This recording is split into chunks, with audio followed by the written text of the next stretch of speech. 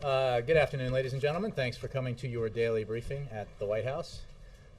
I have no announcements, so I go to the Associated Press. Thank you. Given that White House officials have said that you worked with Senate Democrats on their millionaire surtax proposal, has the White House also been working with congressional Republicans on changes to the pay-fors?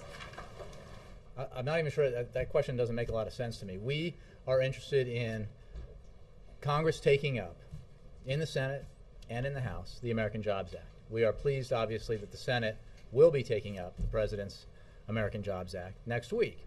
We hope that the House will do the same. And we are, to answer your question broadly, as I've said before, we are in communication with Congress, both parties, both houses, leadership, both parties, both houses, in general about the agenda going forward this fall. And the highest priority on the President's agenda is the American Jobs Act. So regarding the Senate bill, or the process in the Senate, and this would apply to the House, we have said all along, from the very beginning, that we are open to different ways of paying for the very important, broadly supported measures in the American Jobs Act that would grow the economy and create jobs. And of course, we've worked with the Senate as they've settled on a way to pay for it. That would be true too in the House. If the obstacle in the House to taking up the full measure is coming up with a way to pay for it, we're certainly open to that, as I've said many times from this podium, and we'll have those discussions. As long as, but the principles have to be met here.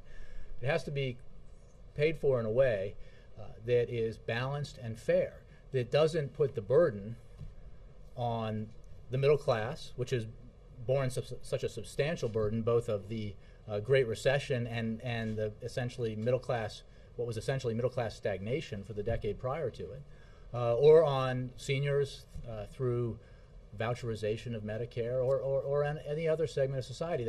The President's belief and approach is based on the idea that those who have succeeded in this country, in this great country of ours, should pay their fair share. And when we have to make choices between taking measures that create jobs and put teachers back to work and construction workers back to work, and put through tax cuts, put money in every working American's pocket, and give tax cuts to small businesses so that they can grow and hire, or giving preferential tax treatment to the wealthiest Americans, the President thinks the choice is clear. So if there's a way that the House wants to approach this that reflects those principles, we are more than willing to have that discussion. I just want to make sure I'm clear, though, when you said that the White House has also been in discussions with Republican leaders, does that mean that the White House has talked with McConnell about, or Boehner about the... I'm not going to get into specific conversations. There is an obsession with process that the American people, the consumers of your product, do not care very much about. What they want is process. Because there's an impression, if all we know is that the White House is dealing with Democrats and not Republicans, then it gives off an impression that the objective is to rally a unified Democratic Party and set the Republicans up as the scapegoat. No. I said the other day, we would be elated if the result of this process were passage of the American Jobs Act in its entirety, all the component parts. What's that? What process?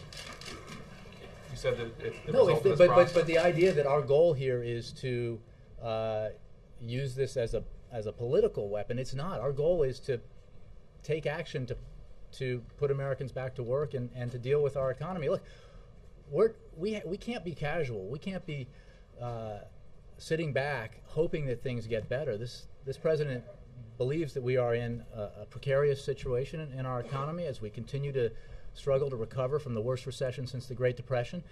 We have an employment crisis that needs to be addressed, and it is simply not an option to do nothing.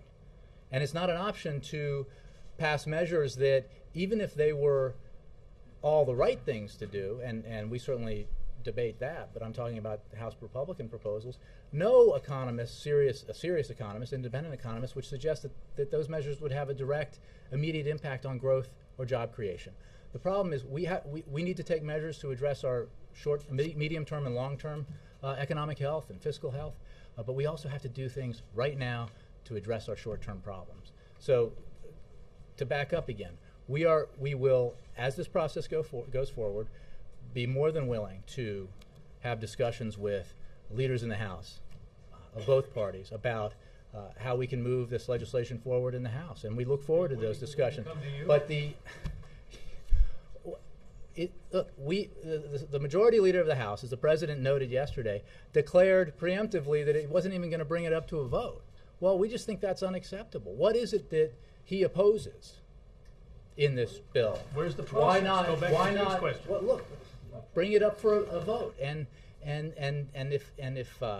if we then get to a point where we can, where we need to move on individual provisions within the Jobs Act, then let's do that. And as we've said in the past, as long as they're paid for in a way that meets the president's principles, he will sign them into law and then say, where's the rest? Because all of these provisions are essential for the health of the economy. I mean, we're not, like, we are aggressively pursuing this because we think it is absolutely the best thing for the American economy. Jay, can I just ask one question on the substance of the Senate Democrat proposal? It sounds like this surtax would start January 1st, 2012. Is the president comfortable with the idea of raising taxes on percentage of Americans at a time of economic uncertainty? Well, I confess that I haven't studied the provision to that level of detail. So I would just say in general that we believe that the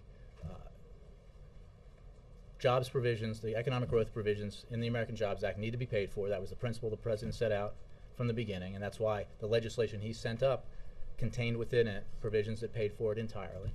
And that in doing so, you need to do it in a way that's fair and balanced, and that puts the burden not on the middle class and not on seniors and other sectors of our society who have borne such a heavy burden in the recent past. So, we're open to different ideas. The Senate has put forward, Senate Democrats have put forward a different idea that that we think would work.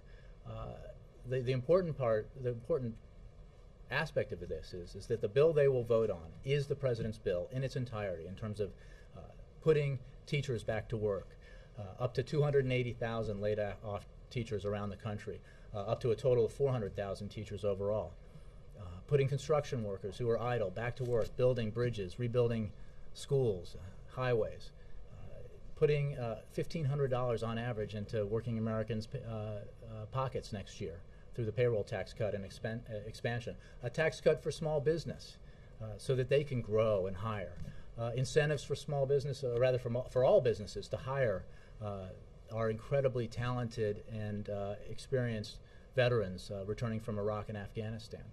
These are all provisions that will be contained in what the Senate votes on, and we think should get 100 votes in the Senate because they are all, first of all, they'll be paid for in a way that's fair, that the vast majority of the American people support, and they are provisions that absolutely make sense at this time of economic need when we need to grow the economy and create jobs. Yes? The Senate is expected to take up to vote on the China currency bill tomorrow. You have said several times that the administration shares the goal of China letting its currency appreciate, but the House Speaker has called it a dangerous overreach by Congress. Does the administration share that concern that this might compelling another country to appreciate its currency might be an overstep? And where are you on the review? Is the administration on its review? When can we expect that to be completed? Well, let me answer this way: that we share the goal, as you noted, of this legislation and taking action to ensure that our workers and businesses have a more level playing field with the Chinese, including addressing the undervaluation of their currency. It is also the case that aspects of this legislation do, however, raise concerns about consistency with our international obligations, and we are in the process of discussing those issues with members of Congress. If this legislation were to advance, those concerns should be addressed. To restate, we share the goals, we share the concern about the need for our workers and businesses to be able to compete on a level playing field. We have, from the beginning, as an administration, worked on the issue of the undervalued Chinese currency, and it has appreciated to some degree. As a result, we think, of those efforts. More needs to be done. And we certainly also have concerns about this particular legislation and whether or not it would create consistency issues with our international obligations. Could you explain more about the consistency issue? What do you mean by that? Well, I think we have a series of international obligations that that we adhere to, and that we wouldn't want legislation that would be less than effective because it conflicted with our international obligations. Is there a concern that this could lead to a trade war, as the Chinese have said it might? Well, that's speculation that I don't want to engage in. I think that we're talking with members of Congress about it. We will, if this legislation were to advance and emerge from Congress, we would continue to talk with members about the need to address these concerns. So the review is done, and this is the. Well, I think this process is ongoing, obviously, as it's ongoing in Congress, and our conversations about it will continue. Okay, so sorry, one other quick subject. The Nobel Peace Prize will be announced in coming days. The president said when he was awarded his Nobel Peace Prize in October 2009 that he was humbled by it, that he felt it was more of a call to action than a reward for actions that he had actually taken. Mm-hmm. Does the president feel that at this stage he has earned his Nobel, given the current? I can assure you that that is not a conversation probably any of us have had with him, because he does not think about it in those terms at all. He's focused as concerns matters of war and peace and of national security and the need to protect the United States and advance our interests around the globe. He takes an approach that he thinks increases American stature, enhances our security, and enhances our opportunities to affect events globally in a way that increases the prospects for peoples around the world to enjoy democracy and peace and freedom. That is the approach he's taken with the uprisings in the Middle East and the Arab Spring. It is the approach he's taken around the world, and it is a component part of the approach that he's taken to ensuring that he does everything he can as President of the United States and Commander-in-Chief to take the fight to those who would do harm to Americans and the United States and our allies, principally Al-Qaeda, and to ensure that we are, through all our means, advancing American interests around the globe in a way that both protects us and improves our cooperative relationships with our allies and partners. He feels like he has promoted peace in the 2 years since he was I think he has awarded. promoted a foreign policy and a national security policy that he believes has been in the best interests of the American people, and judgments about like that, he'll leave to others to make when he leaves office in about 6 years. Yep.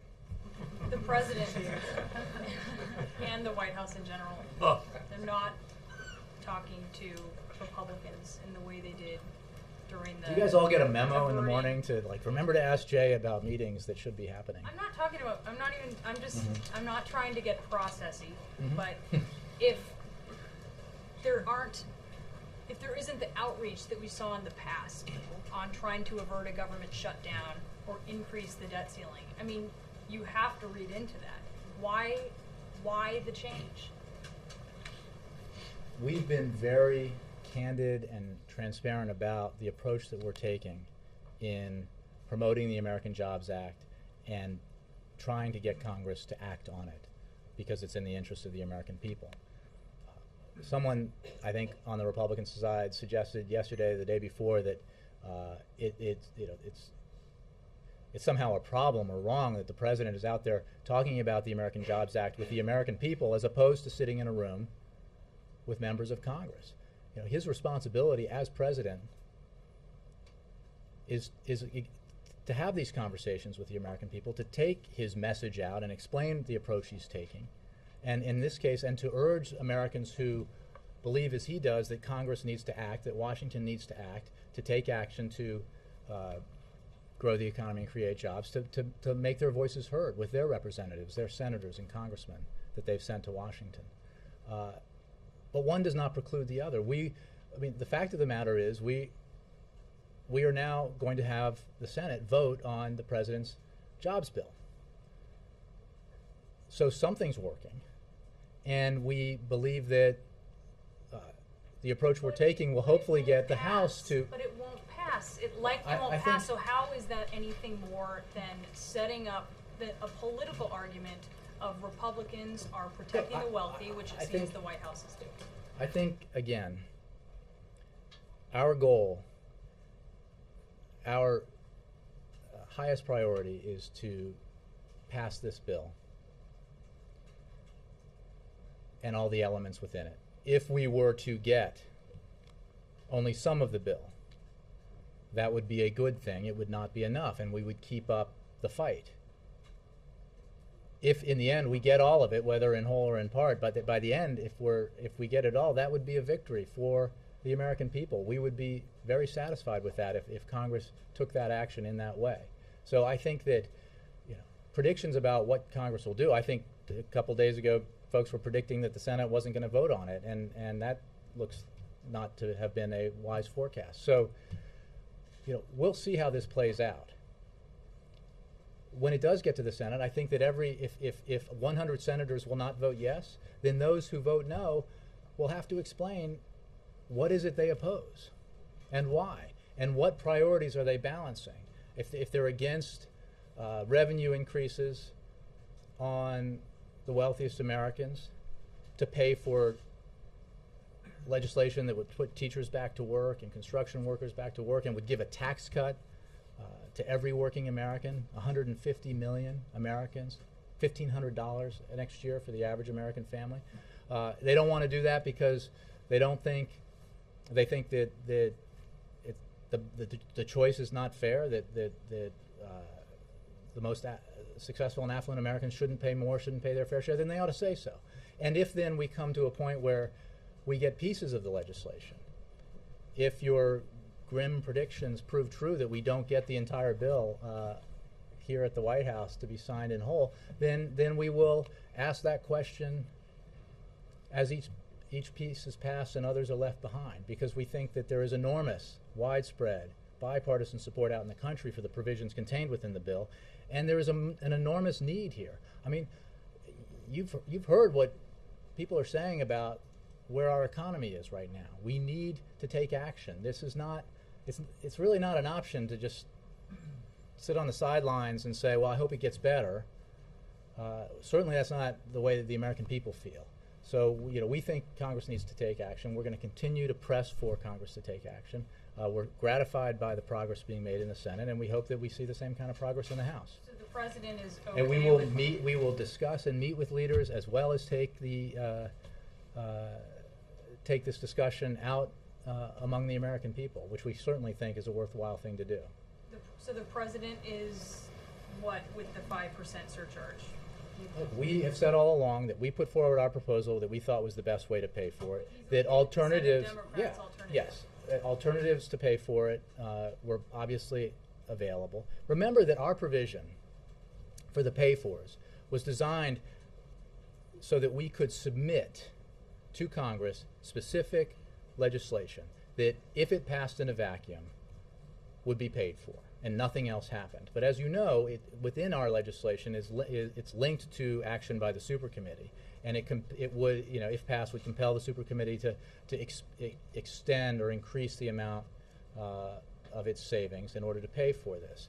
It was basically a trigger-off provision. So if the supercommittee found alternative means to pay for the jobs bill that were different from our pay-fors, then it would turn off the pay-fors we had.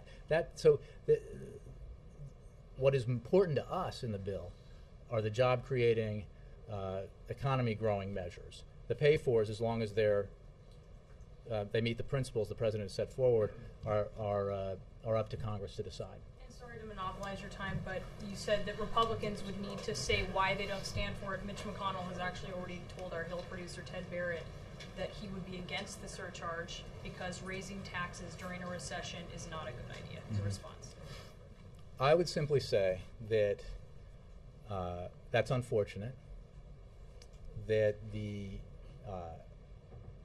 American people are making it very clear that they want action on the economy, they want action on jobs. The American people are very clear that they feel that an appropriate way to pay for the necessary action on the economy and jobs is to ask the wealthiest Americans to pay a little more. And those who disagree obviously have to explain that to their constituents. I don't expect that we'll get every senator. It sounds like we've lost one, and I suppose we'll lose more. But this president's focused on a proposition here that has broad support in the American public. And it's just, again, what's the alternative? Whatever you think of, I mean, the jobs proposal that, or so-called jobs proposal that has been put forward, for example, by the Republicans on the House side, contains within it some provisions that this president fully supports and actually has acted on. Free trade agreements, which, as you know, are moving through Congress as we speak. The patent reform bill, which this president signed into law recently, and we expect and hope will unleash innovation in this country, which in turn will help create jobs. But what those proposals don't do, separated from the free trade and patent reform, is address the immediate problem. Even if you agreed that everything in that proposal was the right thing to do, and we certainly take issue with that, but even if you did, I don't think anybody who's seriously looked at it as an economist would suggest that it would have the kind of impact on our economic growth and employment in 2012 that the president's proposal has. Not even close. So what's the answer that those who oppose the American Jobs Act have for the problem that we have?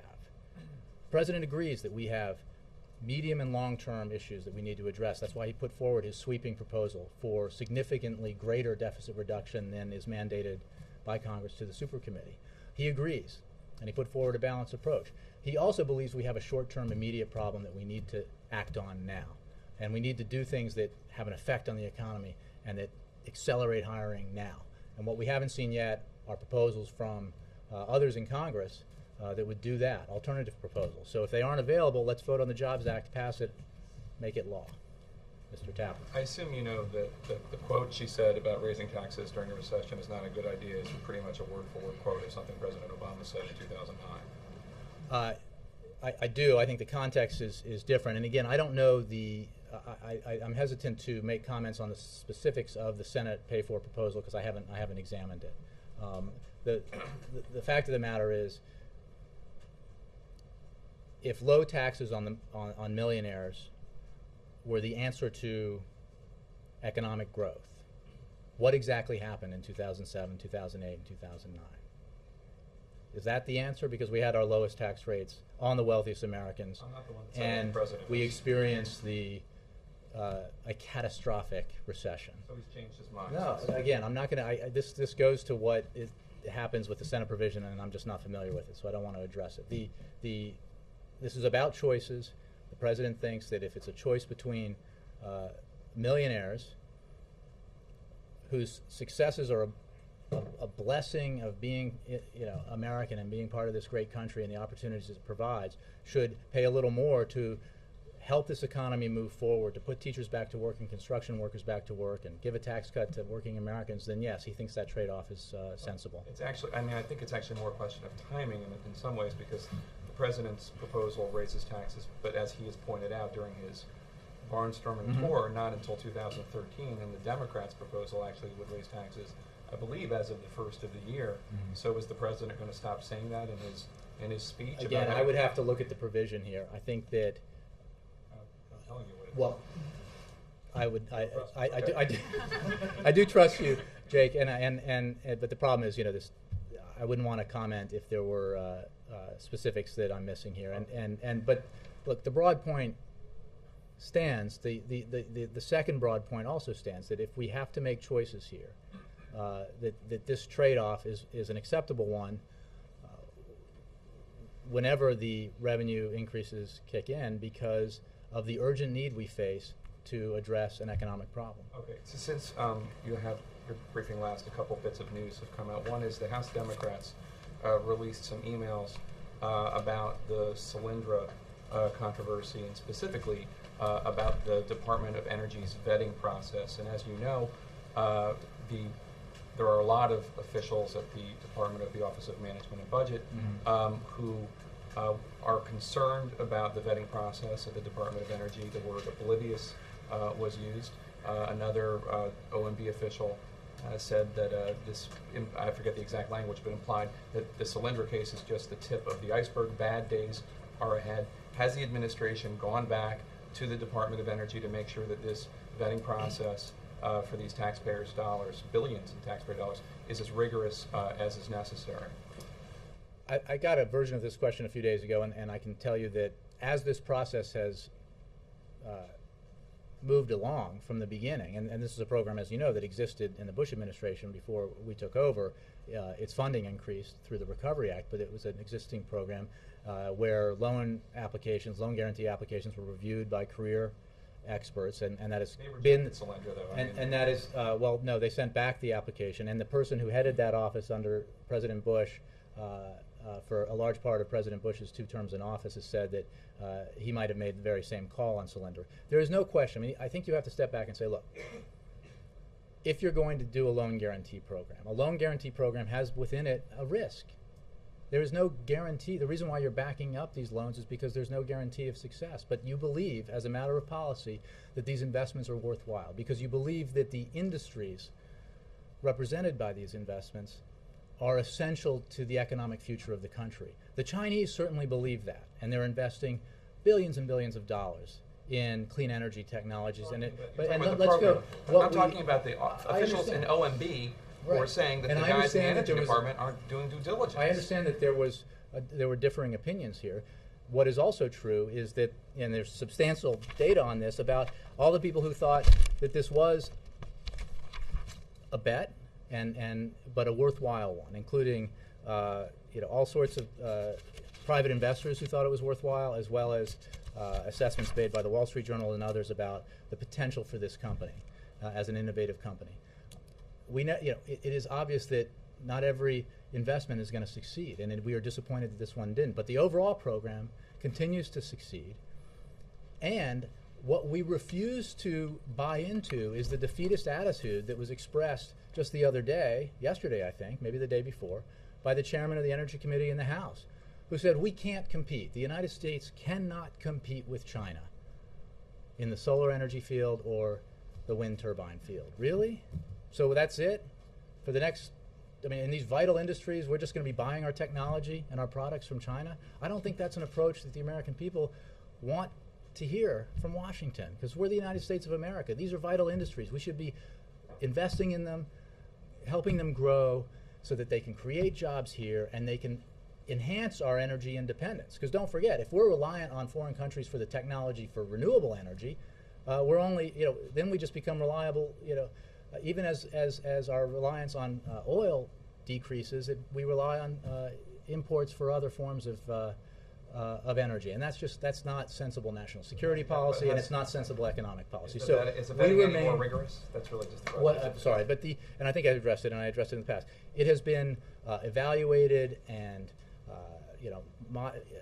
adjustments have been made, not in the last few weeks or months because of these stories, but all along from the beginning, and that's my understanding. And for more specifics, I would refer you to the Department of Energy. But it's important to just step back and look at why this program is worthwhile, why folks in the previous administration thought it was worthwhile, why people who understand, the vital importance of clean energy industry in general to the 21st century believe it's worthwhile, and the president remains committed to it.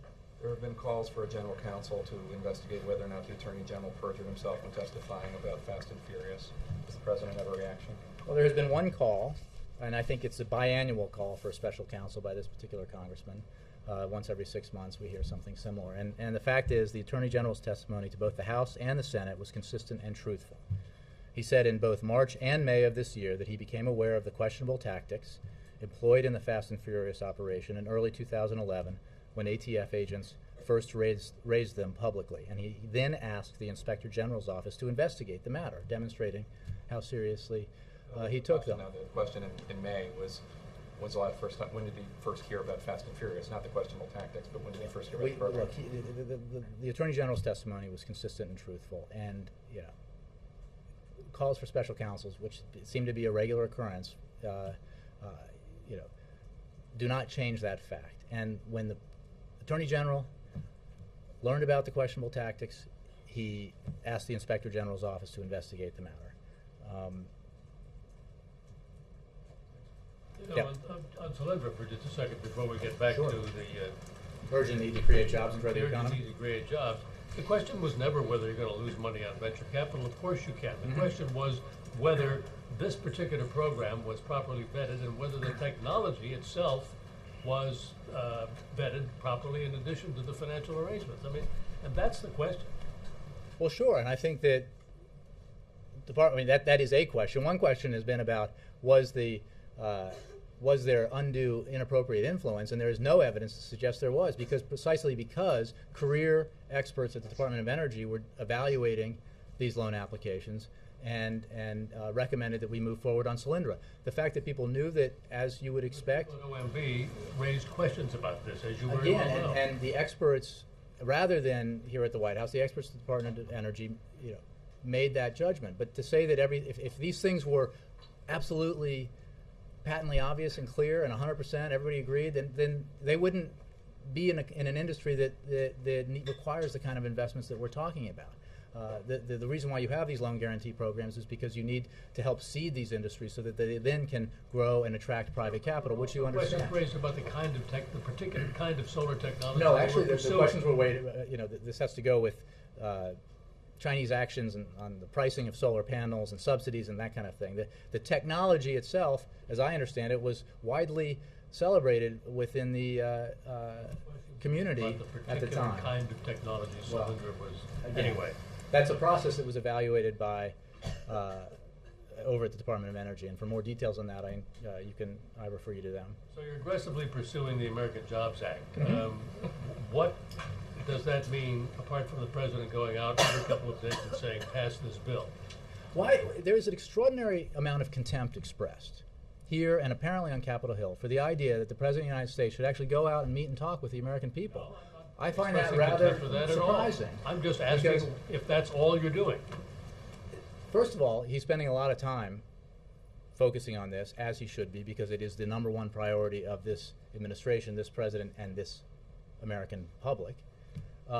And he is engaging. It's another way of asking is what kind of conversations is he having with members of Congress? And he's having those conversations, and he will continue to have those conversations. His senior team here will continue to have those conversations, and eventually, I'm sure, negotiations as we move forward. But I simply reject the idea that there is not a compelling reason for him to go out and talk about this in Texas or Ohio and Kentucky or Virginia, all over the country, Seattle, California. I mean, this is the urgent priority the American people have made clear they have. So I think presidents deserve to hear from, the American people deserve to hear from their president. I mean, Senate Democrats were not going to vote on this bill until they're ready, which is sometime next week. Durbin himself Wait, said. Durbin 6 himself days is said. not Durbin soon himself enough said for last you? Friday they didn't have the votes, and yet the president is ragging on the Republican House to vote. Here's what I'll tell you, Bill. First of all, the Senate, as you know, today announced that it's moving forward and we'll have a vote on this legislation. Right. I am confident. Yeah, they said next Tuesday. Pretty soon. Secondly, I am absolutely confident that the overwhelming majority of Democrats who have an opportunity to vote on the American Jobs Act will vote yes. And I hope that that would be true of the Republicans as well.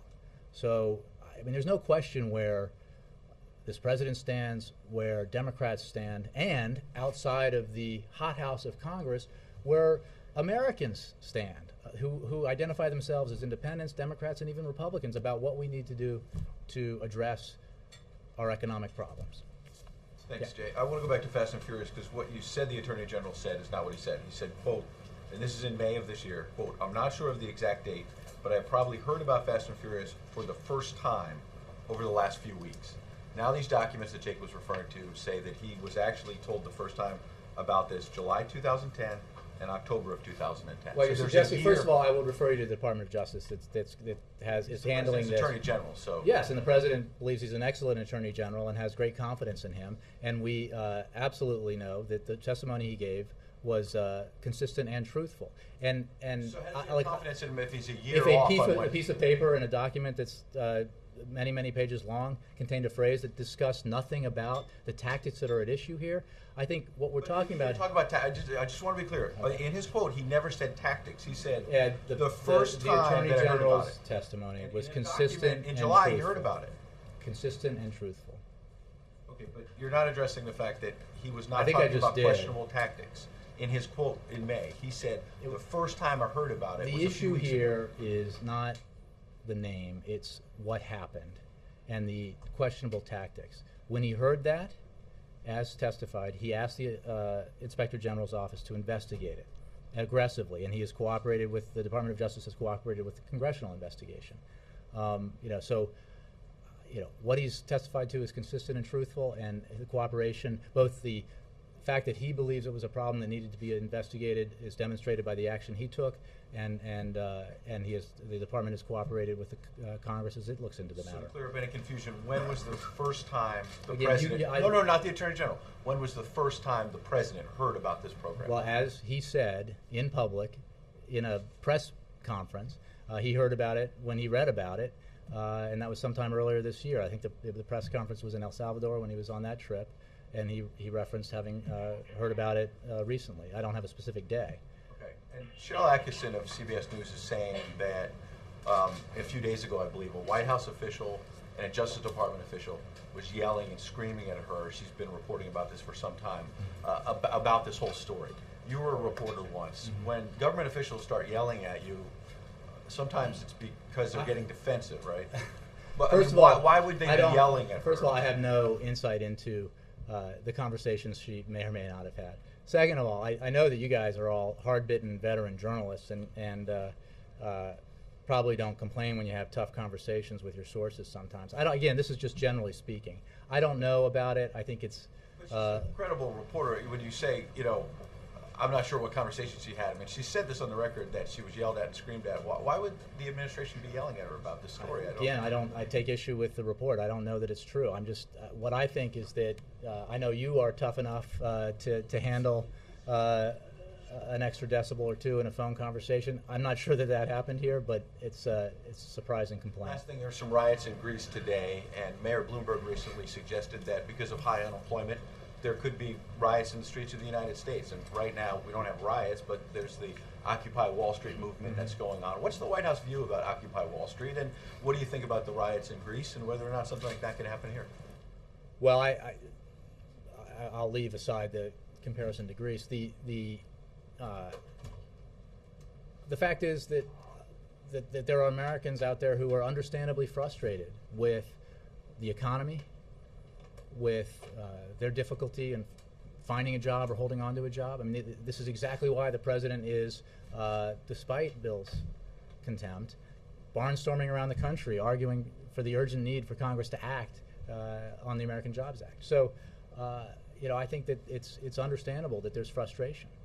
And need I remind you that this president fought, and it wasn't always pretty, to make sure that we passed sweeping consumer protections in the Financial Reform Act that was opposed by Congress, and Congress by Republicans in Congress. Republicans now who want to repeal it. Why? I mean, in part because millions and millions of dollars are being spent to lobby against it by the industries who don't like it. But the industry, look, we got into an awful mess because of, in part, some of the actions that were taken by Wall Street.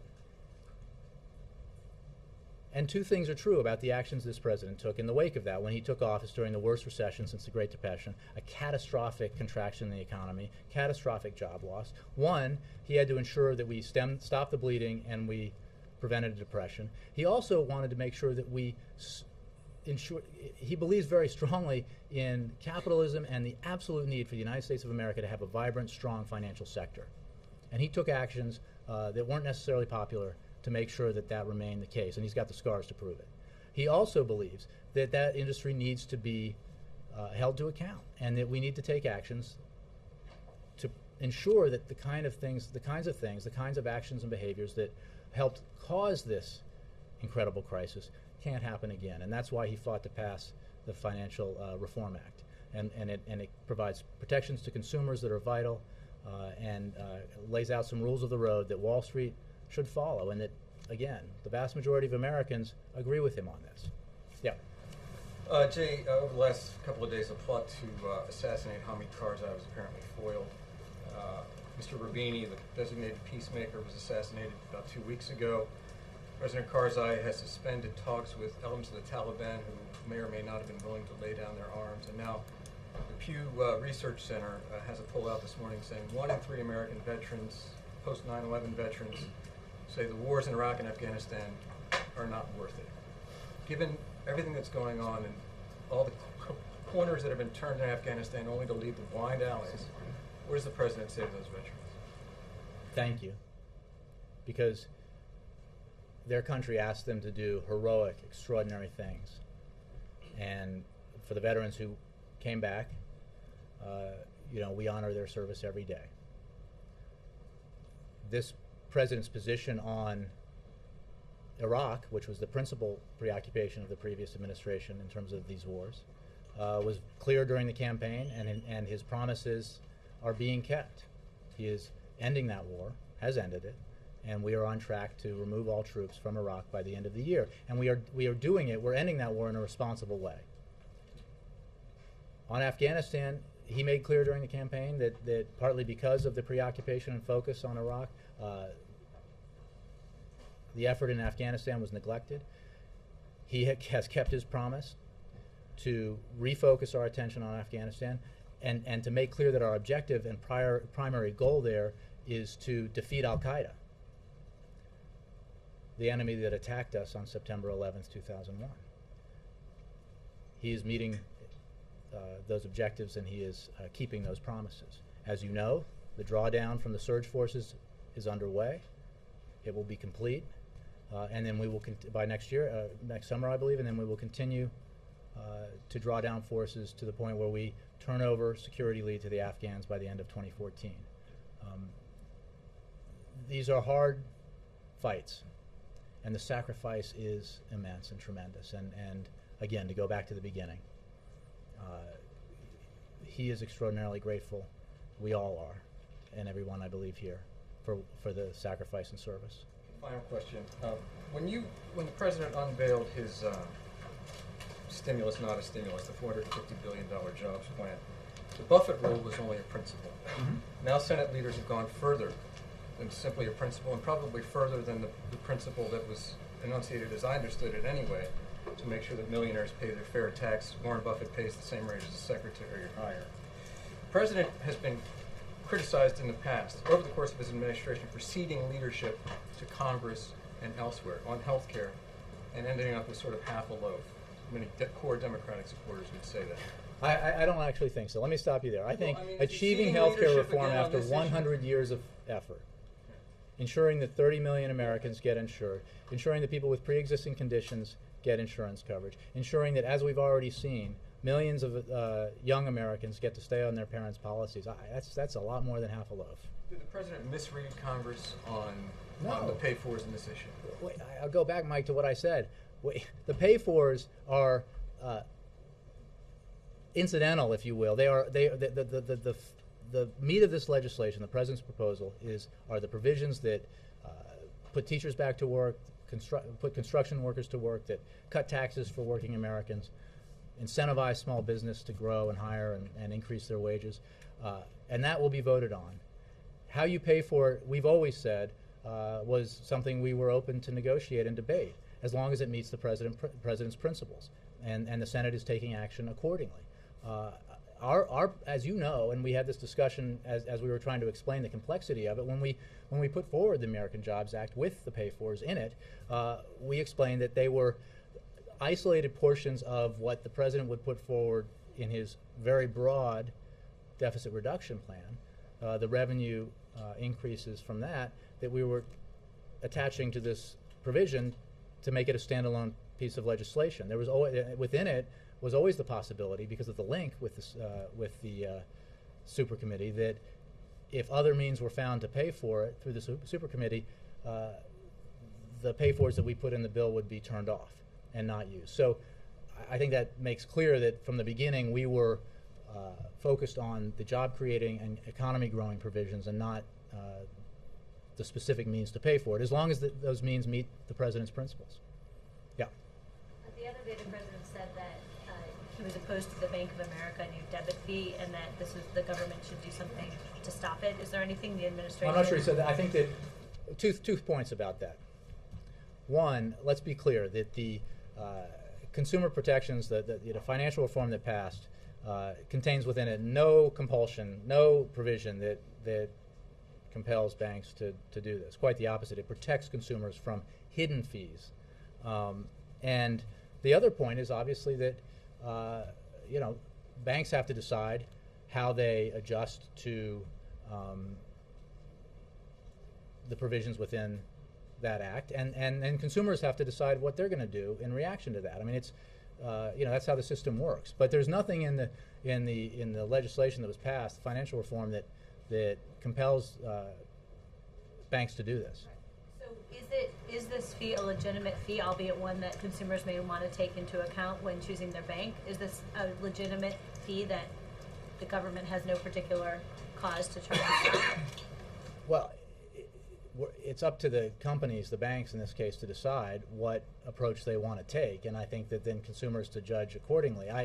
Again, this is not what the provision that with regard to the bank swipe, to the card swipe fee that is in the legislation has to do with ensuring that small enterprises are able to are not gouged by the companies, the credit card companies, and therefore so that they are able to accept debit cards from consumers and customers. How the banks decide to deal with the overall legislation is up to them. It's not a matter of compulsion that the government might engage in. Well, in his interview with ABC, he said regarding the debit fees, you can stop it, meaning the government could stop these fees and presumably he favored they would. And he also said that the government can tell the banks, quote, you don't have some inherent right to just, get a certain amount of profit if your customers are being mistreated. So does Bank of America have the inherent right to get the profit it's going to get from this $5 fee or no? Is that there's not an inherent right. If they make decisions, they make decisions, and customers, the market reacts accordingly. He can or anybody can express an opinion that they think it's excessive or unfair, and some have done that. But the point is, they didn't have to do this, and different institutions will take different actions. So you're saying that there's no plans, and the president is not directed in any way for any agency of the government to try to stop or Correct. This fee. Yeah. Getting back to paying for the job creation bill, Jay, you said Senate Democrats have put out an idea that we think will work. Have you now concluded that this is the best way to pay for this thing? Well, we put forward what we thought was the best or a good way to pay for it. Again, going back, and I won't repeat them, all my comments about the relative. You hurt my feelings, but the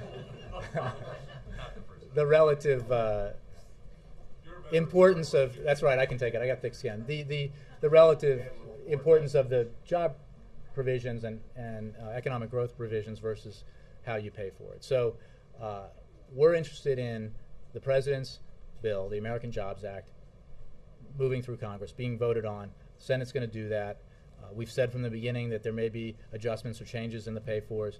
Looks like they're doing that. That's okay with us. Again, it's about meeting the principles and then getting a vote and hopefully a law that allows for these tax cuts to go into effect and for all the provisions that would put teachers back to work and veterans and construction workers back to work. And a quick logistical thing I've been asked to ask you about, is the president going to be part of this ceremony with Captain Kelly and Congresswoman Giffords tomorrow in the Vice President's office? Is he going to see them at all? While I'll have to get back to you, not that I'm aware of. Okay. I don't know. All right, Yeah. thanks. If you would. Just to clarify, you said DOE vetting has been evaluated. Is that since Solyndra or before? I think. Well, what do you mean by? I mean, Solyndra was a program that was okay. I think I addressed that and said that the process is, as I understand it, and I would refer most of these questions to those who know the details at the Department of Energy. Has been evaluated and adjusted throughout, but not in reaction to stories in the last few weeks, but throughout the 2 years plus that it's been under our watch. And any calls to European leaders in the past couple of days? I don't believe so. I can check that. We'll get back to you if there were. And one final thing, can you confirm that al-Azhari and Samir Khan were killed in the al-Awlaki? I don't think we've confirmed any death from that incident beyond al-Awlaki. It's been reported in a lot of places. I understand that, but I think we've confirmed al-Awlaki's death. Jay, you sound as if the president is agnostic about what the pay-fors Well, are. I can restate it. It has to meet his principles, but yeah. Right, but it's not one of his principles. The substantive tax cuts and spending are the principles, but the pay-fors are just, you're saying making the rich pay is a principle, but when it kicks in is not a principle. Ensuring that it's balanced and fair, or fair and balanced, you might say, Right. in its pay-fors those are his principles as regards how you pay for the legislation which would put Americans back to work. Right, but you're saying you're agnostic as to when the pay-fors would kick in. Again, I'm hesitant to engage in a discussion about the Senate proposed pay-for when I'm not familiar with the details of when it would kick in. It's just that on the campaign trail as he's been going around the country, he says, nobody is talking about raising taxes right now. I mean, that's one of his selling points. Again, that the tax. Well, I know, because you were sitting there, that you heard the discussion I just had. I'm not familiar with in enough detail to comment on that difference. And again, the overall approach is one that we feel meets the president's principles. But as a matter of economic policy, as a matter it seems of important. trade-offs, we think those trade-offs are worthwhile. But again, without addressing when it would take effect, because I don't have that information. I'm happy to take that question tomorrow. But it seems like as a matter of economic policy, whether you think there should be tax hikes now or later is kind of important. Well, I mean, the president said what he said. Again, I will address the issue of the Senate provision when I have more information about it. One other question about this, and I know that in the weeks past you've been asked various versions of this, but the package itself, as you point out over and over again, is very popular. It's the pay-fors that are controversial. Pay-for is very popular too. Well, it seems like the pay-fors are opposed by enough Democrats that it's allowed Republicans to point out the difference between the president and his own Democrats on this issue. So I guess my question is, why not? If you're saying, and again, this is hypothetical, the fact that 100% of Republicans in the Senate, presumably, is that what they're saying, oppose something that the vast majority of the American people support, and 90 to 95 or 98% of Democrats support what the American people support, I think, who's on whose side is pretty clear. It's not enough for you to get it passed. Hey, well, the reality of the way that the Senate has been functioning is that you need 60 votes, which is why, not a majority, but 60 for anything, naming a post office practically. We are going to work hard to try to convince Republican senators about the wisdom of putting teachers back to work in their states, construction workers back to work in their states, giving an expanded payroll tax cut to the citizens of their states. So, the reality of this system in the Senate is that what you need exceeds even 100% yes votes from the Democrats. But we are confident that the overwhelming majority of Democrats support this provision. Jay, Mark. just one question was You my go to Mark, turn. please. Excuse me, and Jay, that leads directly to my question, which is you and the president were both really scathing over the summer about the whole idea of holding votes on things that can't pass. I don't remember that. Excuse me? Look. Can I just finish my question? Sure. Seriously, you were talking about how the Republicans insisted on putting the House Republicans had their deficit in the plan. It could, the president had threatened to veto. It wasn't going to become law. Why do it? Do you still, even with that history, you want the House Republicans to vote on the president's plan, even though Eric Cantor says, I know my guys are not going to vote for it. It won't pass. And you want Harry Reid to hold the vote on the whole package, even though when the appointed hour comes, he may well not have enough to get past the filibuster. You want that to go ahead. We do, Mark, and we were engaged in obvious negotiations. There were provisions that the absolute important difference is that the things that you were talking about that were being voted on in the House that had no chance of clearing Congress, let alone being signed into law by the president, were overwhelmingly unpopular, unsupported by the American people. Voucherizing Medicare, check your data. Not popular. The kind of approach that was represented in the House Republican budget, this was not something that had the American people's support.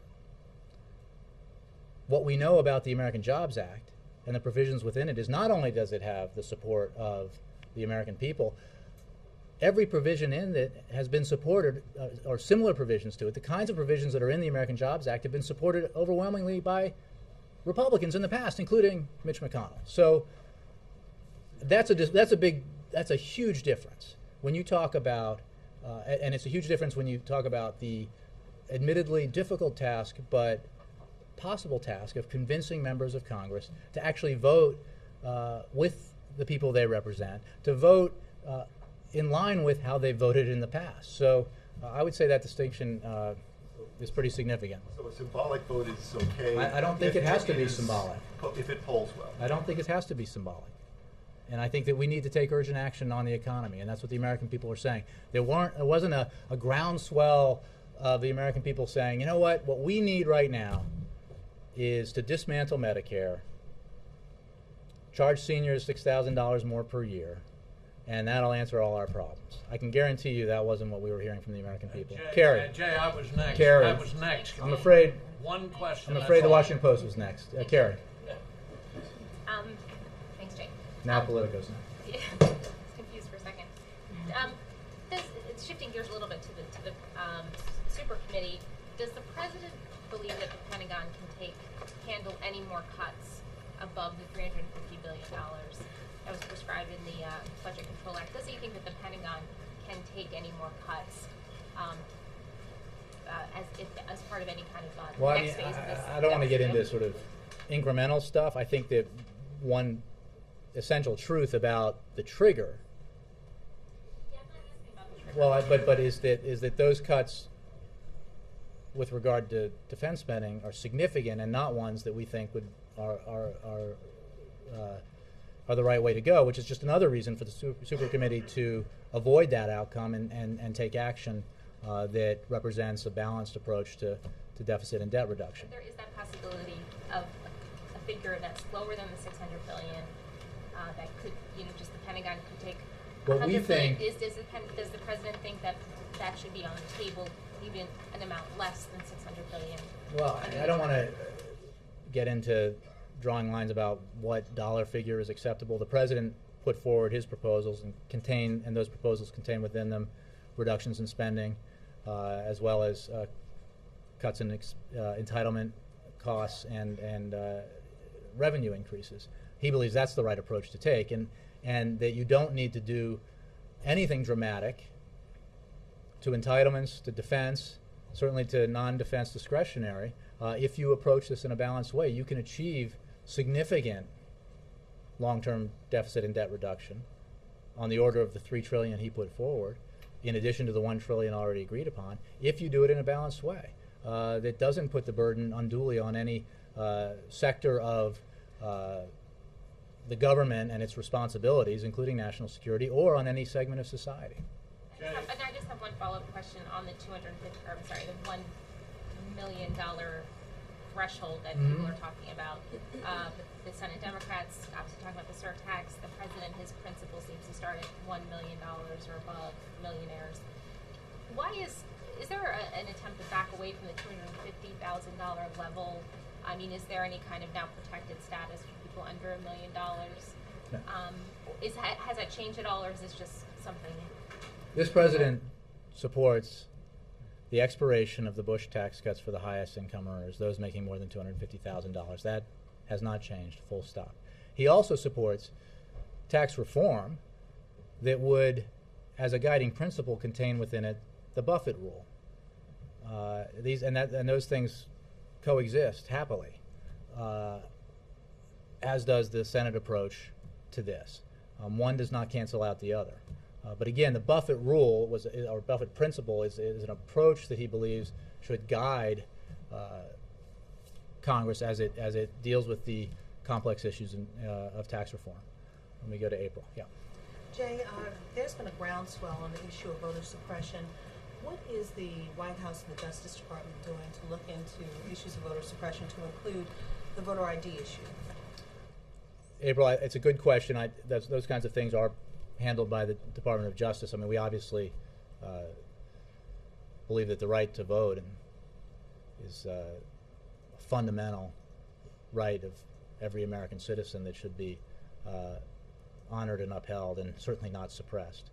But I don't have any details about what Justice might be doing to look into those issues. But it's a vital principle. I know early on the White House said it was basically a state issue, but because it's become more of an issue, has the White House all worked with Justice on this? I don't know the answer to that.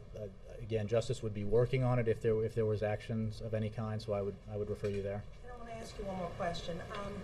As you are actively involved in campaigning now, 13 months out, in the administration, President, to include campaign, has said this is going to be a hard-fought election. Has there been attacks on this president or the presidency in regards to issues of race?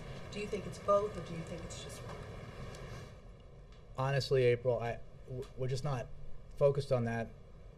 Not because it's not a question that you might ask, but because this president firmly believes that Americans out there have serious challenges and problems that need to be addressed, and he's been hired to lead the country and to address these challenges. And he's not worried about himself at all. He's worried about a recovery that's not moving quick enough, unemployment that's unacceptably high, and he feels like if he puts forward ideas and articulates them well and convinces Congress to take them up and pass them, and that in turn results in some much needed help for the American people, some much needed help for this economy, and for those who are looking for work, that would be a big success, and that's why he's focused on that. So he doesn't. I mean, campaigning is one thing, and he's obviously going to engage in the campaign, and he has campaign events. But I mean, I just know from spending so much time with him, this is not about him. It is not at all about him. It is about the reason he got in to begin with, which was he saw a leadership in Washington that had sort of taken its eye off the ball, both on our domestic issues and our national security issues. That that the middle class was falling behind. That in a decade where the wealthiest Americans had seen their incomes and their share of the country's wealth expand dramatically, the middle class had been running in place or falling behind, and so that's what he really is focused on. We don't spend any time talking about the kinds of issues that you're raising. But wait a minute. But we're seeing, and many people have remarked, we've seen attacks on this president that we have not seen with other presidents before. And this is a question: if you attack him with his race, is that an attack on the presidency, because he is the president of the United States? I think, again, it's not the kind of thing we're focused on. Politics can be a rough and tumble business, but it's a business that at its best is engaged in doing right by the American people. So that's what he's focused on. Thanks very much, guys.